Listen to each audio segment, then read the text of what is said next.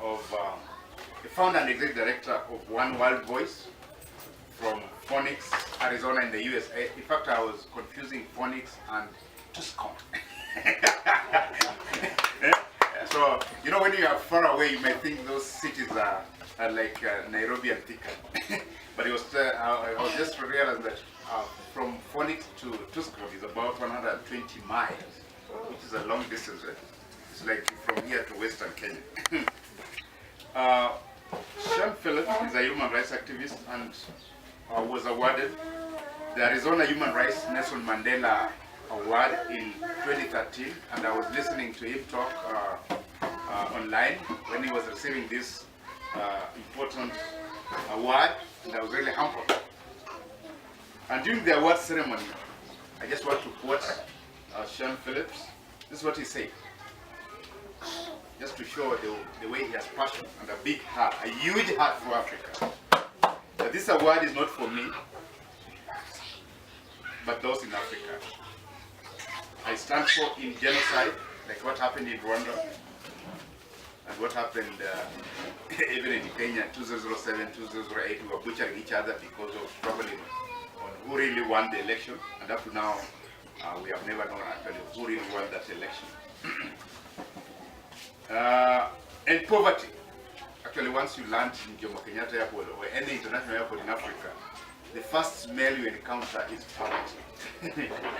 Even for some of us, as we travel out, when you come back, you land in Jomo Kenyatta and start, clearing with the immigration officials, the first smell you encounter is poverty. And poverty is worse in Africa. In fact, the kind of poverty we have in Africa is different from the poverty we have in Europe and USA, and even in Asia. And the last word he said, under affliction. The pain, the suffering, the torture, the persecution that all of us go through.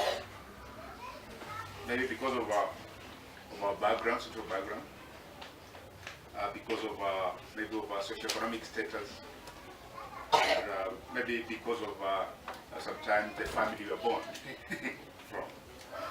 So he is going to preach on a very important topic today. And also, he tells me he'll also be looking at his background. I was just going through his background. He has also gone through a lot of pain, a lot of suffering because of his family background, and also because of what he stands for in terms of, because when you talk of human rights, you have been seeing what happens to our human rights activists, even here in Kenya. It's not bread and butter kind of situation. So you have to go through a lot of persecution. And we're preaching on love and forgiveness. These are very important words. Shane, welcome, and others who are here from Uganda and from Kenya. Please welcome to Riruta Hope Community Church. We are a very small church, but when you are out there, you might think it's a very big church. And apart from the church, the work we do in terms of evangelism, in terms of sharing the love of Christ, our mission is to reach the world. And the world means the world. When you talk about people who are infected with HIV and AIDS, when you talk about the poor, when you talk about the orphan and vulnerable children, we have also a school here, which was put up with the help from the Center for the Church and Global AIDS. And I'm sure you're in touch with Professor Donny Mesa. And we have also this church. We meet here purely for the business of praising and worshiping God. Apart from that, we have also some outreach programs in terms of reaching out to the less vulnerable, who are suffering, who are paid, and we go out and share the good news of our Lord Jesus Christ. And I want to say this, despite the poverty situation that all of us go through, but we rejoice because at the center of it all, we have God. Praise the Lord. Yeah. We have God who does not discriminate. We have God who is there for all of us.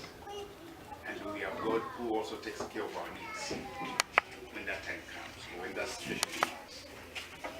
So I'll just want to, I know, Shane, you'll be speaking. I just want you to stand up and just say one or two words, just greeting the congregation, because I know your time will come right by. You'll be speaking. You know, coming to Africa has been a different experience for me, but I've been to Mexico, but coming here has been a little bit different than Mexico. And it's been one of the most touching experiences in my life, and I thank everybody for it. I think what has put it on your heart. Thank you, Mohammed.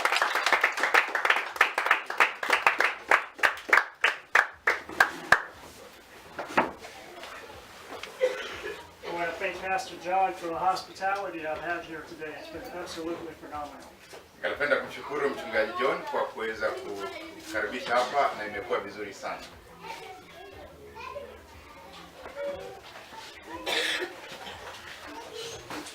Anyways, you know, when I first came to Africa, Mara ya kwanza nilikuja Afrika. I flew into Kenya from Amsterdam. Nilianza kukuja jana. I didn't know what to expect. Sikuwa natarajia nini. I saw all kinds of videos. Niliangalia video mbalimbali. And I've seen many things disturbing and many things good. Nimeona marafiki wengi na nimeona vitu vingine vizuri. My first experience in Africa Jambo la kwanza ambalo nilikumbana nalo Afrika was Mombasa. ni kule Mombasa. Mombasa raha. I actually went 5 days in Mombasa. I spent time with my friend Eric in the back. Nilikuwa Mombasa kwa siku 5 nikaweza kukutana na rafiki yangu Eric kule Mombasa. And when I arrived, Wakati ambapo nilifika, I expected to kind of have a Mexico type niliweza kufikiria nitakutana na hali kama ile ya Mexico. experience, and I was really shocked. Lakini niliweza kushangaa sana. For those of you that don't know where I'm from, I'm actually from Phoenix, Arizona. Mimi natoka kule Phoenix, kule Arizona, Marekani. When you live in America, Wakati ambapo unaishi Amerika, things are a lot different. vitu ni tofauti sana. Things are very organized. Vitu vimepangwa vina mpangilio. The only thing you got to worry about in America is having a job to work. Kitu ambacho kinaweza kupatia wasiwasi kule Marekani ni kazi kupata kazi ya kufanya. But when you come here, things are different. Lakini wakati ambapo unakuja hapa, vitu ni tofauti. And one of the things that really surprised me here Lakini moja wapo ambacho kinishangaza hapa ni kuwa was pretty much the cost of living ni hali ya maisha. for what was given to the people. Gharama ya maisha ambayo imeweza kuwapatia watu. Because, you know, people when they think America, they're like, you know, they kind of think you're rich, they kind of think you're wealthy. Wakati watu wanafikiria Marekani wanafikiria watu ni matajiri, watu ambao wana mali nyingi. But in reality, Lakini ukweli ni kwamba I'm considered a poor man in America. yeye ni mtu maskini kule Marekani. Is even America, Kwamba kule hata Marekani we struggle. sisi tunapata changamoto sana, tunahangaika sana. An African struggle and American struggle are two different things. Lakini hali ya kuhangaika hapa na hali ya kuhangaika Amerika ni vitu viwili tofauti. The reason why I guess I had a calling in Africa Kitu ambacho kilifanya nikaweza kupata mwito wa kuja kule Afrika. is that it was back in 2011. Kwamba mwaka wa 2011 I was going someplace I was not supposed to go. nilikuwa naenda mahali ambapo sitakiani kuweza kwenda. It was at midnight. Ilikuwa usiku wa manane. There was a man that hopped in front of my car. Kulikuwa na watu mbele ya gari langu. Pointed a gun right at me. Akaweza kunionyesha bunduki. He says, I'm taking your car. Na akasema kwamba nakunyang'anya hili gari. You'll understand, my car had 190,000 miles on it. Gari langu lilikuwa limeenda maili 195,000. It was on its last leg. Ilikuwa katika ile hali ya mwisho. And the paint was faded. Na ilikuwa inaendelea hivyo. And I have one more payment. Na ilikuwa nimebaki tu na malipo mmoja tu. I almost wanted to laugh at him. I'm like, okay, let me get my tools out before you take it. Nikasema acha nitoe vitu yangu kabla uchukue ile gari. But you know what's so amazing about this whole story? Na unajua kitu ambacho kinishangaza kulingana na ile hadithi yote. Is the guy got in the car with me. Kwamba yule mtu anaweza kuingia ndani ya gari hilo na mimi. Pointed the gun right at me. Na akanionyesha ile bunduki. shot me 2 times. Na akanilipua mara 2 risasi. And nothing came out. Na hakuna risasi yenye ilitoka. Now understand, I seen him load the gun. Unajua hapo nilikuwa na mambo mengi ametakana kuweza kufanya. He put 6 bullets in the gun. Aliweza kuweka risasi 6 kwenye bunduki yake. But yet when he shot me, lakini wakati ambapo aliweza kunipiga, nothing came out. Hakuna risasi iliyotoka. Now a lot of people will say, well, the gun jammed. Watu wengine wanasema kwamba bunduki ilikataa. That gun did not jam because I heard it go off. Wanasema kwamba bunduki iliweza kukataa kwa sababu ilitakana kufanya hivyo. I had the Holy Spirit upon me. Ilikuwa na Roho Mtakatifu ndani yangu. The Holy Spirit, Roho Mtakatifu was talking to me. alikuwa anazungumza nami. He said, let him have the car. Akasema kwamba wacha wakuwe na gari. Anyways, the car was already in an insurance claim from a hail damage storm. Unajua gari hilo lilikuwa tafuta hali ya insurance kulipa kwa sababu lilikuwa limeharibika kabisa. And it was already totaled out already. Na lilikuwa limeisha kabisa. So I had a car that was probably worth maybe $1,000 US. Lakini nilikuwa na gari ambalo pengine $1,000 kama ungenunua. And a month later when I received my check, lakini kakuwa mtu yule ambaye anafurahia wakati ambapo nilipata check yangu ya pesa for a new vehicle. Kwa gari mpya. It was $4,630. Ilikuwa $4,630. Praise God. Amen. Bwana asifiwe. So I kind of asked God to kind of show me. Nikaweza kuuliza Mungu aweze kunionyesha. I'm like, you got me here for a reason. Kwamba uliweza kuniweka hapa kwa sababu. You spared my life for a reason. Uliweza kulinda maisha yangu kwa sababu. Show me what you want me to do. Nionyeshe kila ambacho unataka mimi niweze kufanya. Now understand, I've never been to Africa. Ujue kwamba sijawahi kuwa Afrika. I never had a desire to go to Africa. Sikuwa hata na hamu ya kuja Afrika. But there's a thing about God. Lakini kuna jambo la kiajabu kulingana na Mungu. He will call you Wakati ambapo anakuita, where you least expect it. Anakupeleka mahali ambapo hutarajii. And when you least expect it. Na wakati ambapo hata hutarajii kabisa. I found myself speaking to people from Kenya and Uganda. Nikaanza kuzungumza na watu kutoka Kenya na Uganda.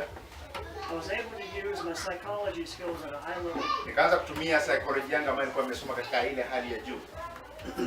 In the last 2 years, I've stopped over 200 suicides. Na kwa miaka miwili nimejaribu kusimamisha watu karibu 2,000 ambao wanataka kujinyonga. Half a world away. Nusu ya hiyo yote. And I have not lost one person to suicide yet. Na hakuna mtu mmoja ambaye ameweza kujinyonga.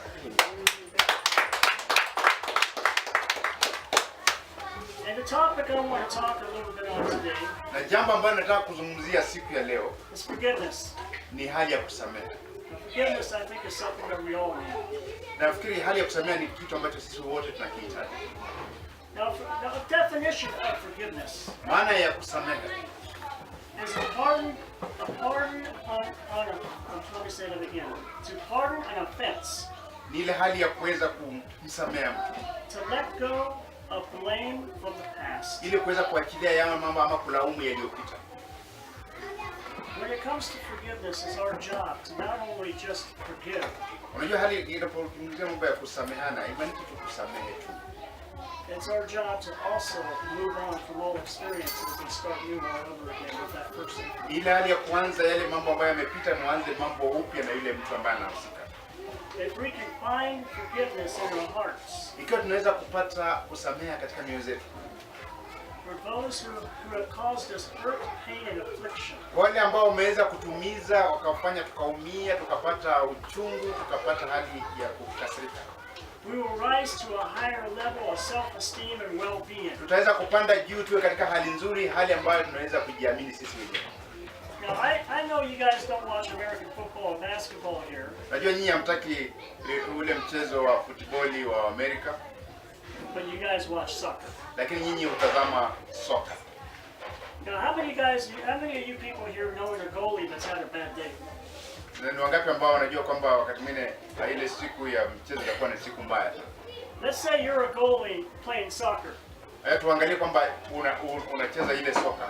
And you just had 8 goals scored on you in one game. Na umeweza kupata goli 8 katika mchezo mmoja. Well, you feeling very confident. Na unaona kwamba umeshinda. You can't think about that. Na uwezi kufikiria hivyo. Because you got to prepare for the next game. Kwa sababu nitakana pia urudi kule ucheze tena. You can't think about the 8 goals that were scored upon you in the last game. You got to prepare for the next game. Uweze kuangalia zile goli 8 ambazo uliweza kufunga, lakini lazima ujaribu kujiandaa kwa mchezo ambao unakuja. That's what forgiveness is. Hivyo ndivyo hali ya kusamehe ilivyo. Forgiveness Kusamehe is when you can put everything behind you. ni wakati ambapo unaweka vitu vyote nyuma yako. Not just with the person, but with the experience you went through. Sio tu yule mtu, lakini ni ile hali ambayo wewe uliweza kupitia ama kuonekana. Just like a goalie in soccer. Ni kama yule ambaye amefunga katika Just soka. like a pitcher in baseball. Ni kama yule ile picha ambayo iko kwenye ule mpira wa Marekani. Just like a basketball player in basketball. Ni kama yule mchezaji wa mchezo wa basket. You got to start all over new and act Lazima uanze kuanza tena kama kile kitu hakikuwepo. because you're going to think about those 8 goals. Kwa sababu ikiwa utakuwa unafikiria tu zile goli 8 ambazo uliweza kufunga, You're never going to achieve greatness at the level you want to achieve. huenda usiweze kupata ushindi kulingana na kiwango ambacho unahitaji. You know, another thing, another analogy I like to give on forgiveness. Kuna kitu kingine ama mfano wa hadithi ambayo nitakupeana kulingana na hali ya kusamehe. Let's see some hands here. Wacha tuone How many people have went to Mount Kilimanjaro? Mount Kilimanjaro, your mountain. Kilimanjaro. Kana ngapi umeweza kupanda mlima wa Kilimanjaro? Nobody here. Hamna. Anyways, when you're climbing a mountain, Wakati ambapo unapanda mlima, what's the thing you usually have on yourself? A backpack. kile kitu Right? ambacho unabeba kwenye mgongo ni nini? You put your water in your backpack, Unaweka maji huko kwenye mfuko, put your food in your backpack, unaweka mahali ambapo unaweka mfuko wako, and the last thing you need is extra weight on your backpack utakuwa na holding you mzigo down mwingine kwenye mgongo. while you're climbing a mountain. Wakati ambapo unapanda mlima. Well, I never climbed Mount Kilimanjaro. I climbed a mountain over Flagstaff in Arizona, Yeye hajawahi kupanda mlima wa Kilimanjaro, lakini amepanda mlima mojawapo kule Arizona. which is about half its size. Ni nusu ya mlima wa Kilimanjaro. And I can tell you, when you're going to climb that high, Na nataka niwaelezee wakati ambapo unapanda mlima kama huu, the more it weighs you down, vile unavyoendelea kuongelea hapo chini. the more issues you're going to have getting up the mountain. Ni vitu vingi ambavyo vitakusumbua wakati ambapo unapanda. So anyways, you're climbing this mountain. Wakati ambapo unapanda huu mlima, When you see a rock and you put it in your backpack, utaona jiwe na hapo unalishika rock. jiwe. And you like look at it, you're like, this is a beautiful rock. Utakuwa unaliangalia sababu kumbe hili jiwe ni nzuri. I'm going to put it right in my backpack. Alafu unaliweka kwenye mfuko wako. So after a while, you start putting all these rocks in your backpack. Well, this is my problem here. Baada ya muda utakuwa unakusanya haya mazuri ukiweka kwenye mfuko wako. I'm angry at this person. I'm going to put this in here. Kwa hivi ili unaweka kwenye mfuko wako. Well, I didn't forgive something my father said. I'm going to be angry at him, so I'm going to put this here. Na kwamba hii sasa nitajaribu kumpelekea na ngoja niweke hapa kwenye mfuko. So after a while, when you're going up that mountain, Utakuwa umekuwa mlima wote. we're going to have a hard time getting up there. Utakuwa unapata shida sasa kupanda kwa sababu una mizigo mzito. And I ask each one of you guys in the room today, Nataka niulize kila mmoja ambaye yuko katika kanisa hili leo. what do you have in your backpack? Kwenye huu mfuko wako umebeba nini? What's weighing you down in your backpack? Ni mambo gani ambayo yanakusukuma chini huku nyuma kwa sababu ya uzito? Who have you not forgiven that has weighed you down, Je, ni nani ambaye unataka kumsamehe ambaye anakufanya anakusukuma nyuma? that has weighed you down with bitterness and anger? Huyo ambaye anakurudisha chini kwa sababu una hasira na una machungu. And that's what you got to ask yourself. Na hilo ndio swali ambalo nataka uweze kujiuliza. Now there's some people in this room that have a light backpack. Kuna watu katika kanisa hili ambao wana mzigo mwembamba, kwa si mzito. And there's some people in this room Na kuna watu katika kanisa hili that have a little bit of stuff that can still climb the mountain. wako na mzigo yule wastani, lakini wanaweza kupanda mlima. And there's some people that have 3 or 4 backpacks they're trying to take up at the same time. Na kuna wale ambao wana mizigo karibu hata 4 5 wamebeba na wanataka kubeba zote kwenda juu. When you don't forgive somebody, Usipomsamehe mtu, that's a backpack. I mean, that's just like carrying 4 backpacks up a mountain. hivyo ni ndio kama umebeba mizigo 4 kwenye mgongo wako. You gotta let the backpack go. Lazima uachilie mzigo mmoja uende.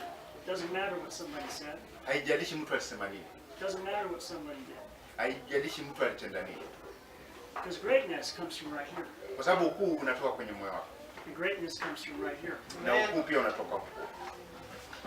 And when we can look look at each other for our differences. Ni wakati ambapo tunaangalia kila mmoja kwa sababu ya utofauti wetu. And understand Na tuelewe that all of us have sin. kwamba si zote tumetenda.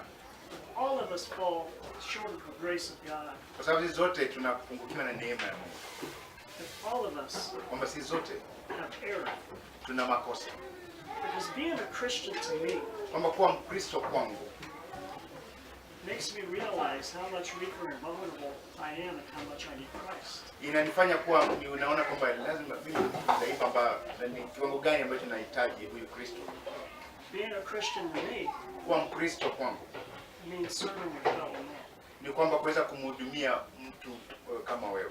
Because Christ said, Kwa sababu Kristo alisema, he said, the people of the church. anasema watu wa kanisa. He said, bring me your weak, bring me your poor. Akasema niletee wale ambao ni wadhaifu, niletee wale ambao ni maskini. He said, come as you are. Akaweza kuwashika nyote. He didn't put limitations on them. Na akaweza kuweka kiwango hapa. And us as Christians need to understand Si kama Kristo nataka tuweze kuelewa the love of Christ upendo wa Kristo and the grace na neema that he had when he died on the cross for us. ile ambayo alikuwa nayo wakati ambapo alitufia msalabani kwa ajili yetu sisi. Grace and forgiveness Neema na kusamehe are the two most important things ni vitu viwili muhimu sana as a Christian. kwa Mkristo. Not only what two of the most important things, Sio tu vitu viwili ambavyo ni muhimu sana. the two things that we really need to understand and focus on. Ni vitu viwili ambavyo tunataka tuweze kuvielewa na tuweze kuviangalia, kuvilenga. God put me in Africa Mungu aliweza kuniweka Afrika because of the call. kwa sababu ya mwito. He has a design plan not just for me, but each one of you. Ana mpango kwangu, sio mimi pekee, lakini kwenu nyinyi. Because I didn't think I was going to come on this trip. Kwa sababu sikujua kwamba naweza kuja kwa hii safari hapa Afrika. I didn't think I was going to make it. Sikujua kwamba niweze kufika hapa Afrika. But I made it here because when I wasn't getting the work I needed. Nilikuja hapo kwa sababu wakati ambapo nilipata ile kazi ambayo nilihitaji. And sometimes, you know, when things don't go your way, Na wakati ambapo vitu haviendi vile unavyotarajia, you get discouraged. unavunjika moyo. Sometimes things don't happen in our time, it happens in his. Na wakati mwingine vitu haviwezi kuendelea kutendeka vile inavyotakikana. Because I've gotten upset many times. Why isn't One World Voice taken off? Kwa sababu wakati mwingine najiuliza mbona wakati mwingine hivi vitu haviendi hivi, vinachukuliwa kitu kingine. Why don't I have complexes rescuing people and keeping people safe? Mbona siwezi kuwa na nyumba ambayo inaweza kuwaweka watu ambao wako katika hali hatari? Because it's not my time for God to have me do it. Kwa sababu si wakati wangu wa ili Mungu aweze kunitumia niweze kukamilika. Because he has a time for each one of us and what we're supposed to do. Kwa sababu ana wakati kwa kila mmoja wetu na kila ambacho tunatakana tuweze kukitenda. And forgiveness is the same way. Na hata kusamehe ni hivyo hivyo. Forgiveness only starts when you allow it. Kusamehe kunaanza wakati ambapo unakubali. You know, being here in Africa, being here with my African family in the back. Nimeweza kuwa hapa Afrika na kuwa na familia yangu ya Kiafrika kule nyuma. Sorry. Try not to get emotional. Being able to talk to people on the computer every single day. Nimeweza kuongea na watu kulingana kwa mtandao. Awesome. Imekuwa kazi nzuri sana. I spent time with them for the first time in 2 years. Imekuwa mara ya kwanza kwa miaka kama miwili hivi. Has been one of the most rewarding experiences Imekuwa ni hali ile ambayo imeweza kuwa faida sana of my life. katika maisha yangu. Being able to spend time with these people and get to know these people Kuweza kukutana na hali ya watu na kuweza kuwaelewa hali yao has been a blessing. imekuwa hali ya faida na baraka. And I hope and pray Na natarajia na kuomba that I can continue not just making a difference for them, na kwamba nitaendelea sio kutengeneza kufanya tofauti katika maisha yao, but I can make a difference in thousands of them. kwamba naweza kubadilisha maisha ya watu wengi, maelfu. And my goal for One World Voice Na lengo langu kutokana na sauti ya katika idara yangu ama katika kazi yangu ya sauti moja, One World Voice, is to save more life than any foundation ever has on the face of the planet. Ni mojawapo ile ahadi ambayo tunafanya katika ulimwengu mzima. And it's not going to happen overnight. Na kwamba haiwezi kutendeka tu usiku mmoja. It's going to happen on God's time and how He wants me to do it. Kwamba itatendeka kulingana na wakati wa Mungu na wakati ambapo Mungu anatoa sauti yake. I want to thank everybody for their time. Nataka kushukuru kila mmoja ambaye ameweza kufika hapa. And I want to thank the hospitality because I've understood one thing about Kenya. Nataka kushukuru ile hali ya ukarimu. Na kuna kitu moja ambacho nimeelewa katika hapa Kenya. It's not the poverty. Sio umaskini. It's not how everything works. Sio kwamba vile kitu moja kinaonekana. It's the experience. Ni ile hali ya mambo na mapitio. And as far as this church, Na vile ninavyoelewa hali ya kanisa, God looks at the heart. Mungu anaangalia moyo. It's not the size of the heart, it's the heart of the church. Sio ukubwa wa moyo, lakini ni ule moyo wa hilo kanisa. Thank you.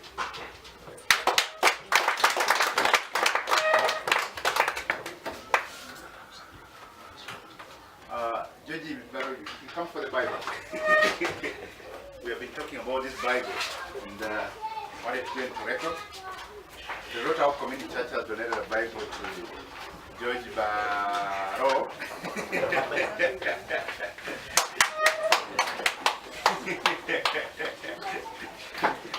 So just be blessed. Make sure you read that Bible. Don't just keep it. And preach the word. Thank you.